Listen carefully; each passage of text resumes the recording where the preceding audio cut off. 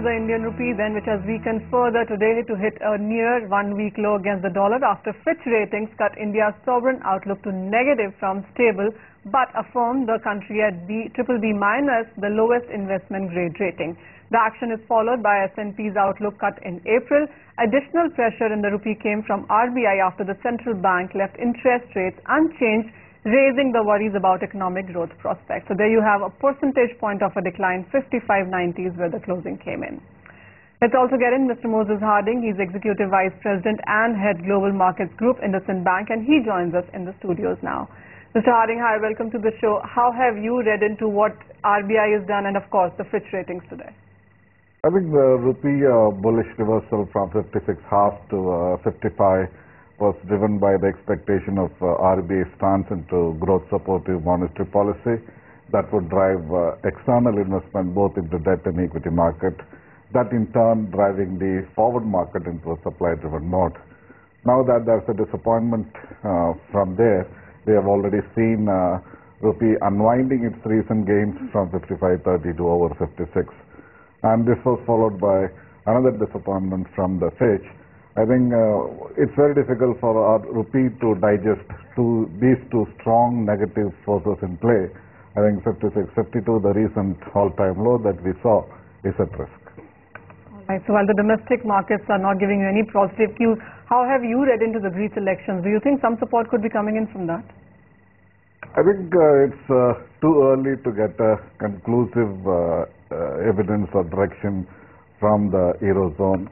The Greece election is positive, so Greece is going to stay in the Eurozone. But the main is how they are going to address the austerity measures so that to drive the country back into growth mode. I think that issue continues to stay valid.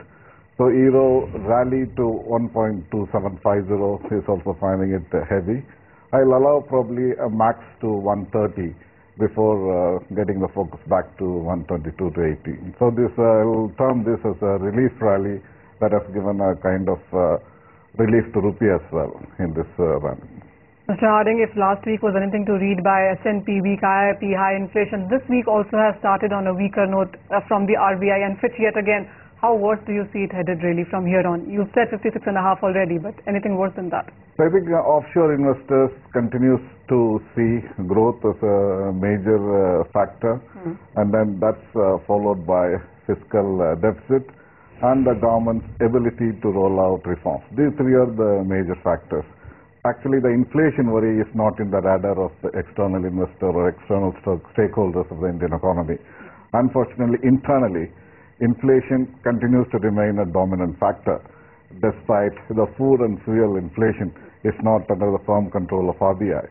The market expected that core inflation being down below 5% and GDP growth into 5% is a very strong case for RBI to shift into aggressive growth supportive stance to drive the system liquidity from deficit to surplus and operative policy rate from repo and reverse repo. That was the strong factor that was giving the external investors the confidence and rupee bulls the confidence. Unfortunately, that is out of the way now. So now we need to wait till July how RBI is going to react. And July being far away, I think rupee should test and break 56.50 probably towards the next strong support at 57.15. Vijay, those are the numbers coming in from IndusInd Bank. Can you match up with that on the charts? How is that looking on? Manisha, for now I would stick with 56.80, the level that I have been speaking about. I would like 56.80 to be violated before giving out the next support level. Having said that, I think once 56.80 is taken out, and provided it's taken out on volumes that are 25-30% higher than normal, and open interest also expands, which tells me that bears actually building up shorts, I think it will be easier for the rupee to go to the 57.40 or 57.45 levels. And on the downside, on the upside, I think appreciation now will be likely to be capped up to 54.90 levels. I don't see the rupee going beyond 54.90 in the coming 2 or 3 trading sessions. How's the euro looking on charts as well? Because as Mr. Harding said, 1.30 and 1.25 is the range that he would look at euro in. Absolutely, Manish. I've been talking about 1.21 level as a level to watch out for, and I've also said throughout last week that writing the obituary of the euro before the Greek elections has been a premature bid. So you've seen appreciation today with profit taking at higher levels. So I would stick my neck out and say 127.5 and 121 on the other end of the spectrum. That's likely to be the range for now. Mr. Harding, one last question, and this is about the Asian currencies. Is rupee still the worst performer, and do you see that going forward as well? Yes, as long as current account deficit is at 4% of GDP and the decline in external flows, rupee will be the worst performer. Fortunately, the current account deficit issues are getting diluted. We have seen almost 25% downward revision in crude oil price. That's giving a benefit of $50 to $60 billion on an annual basis.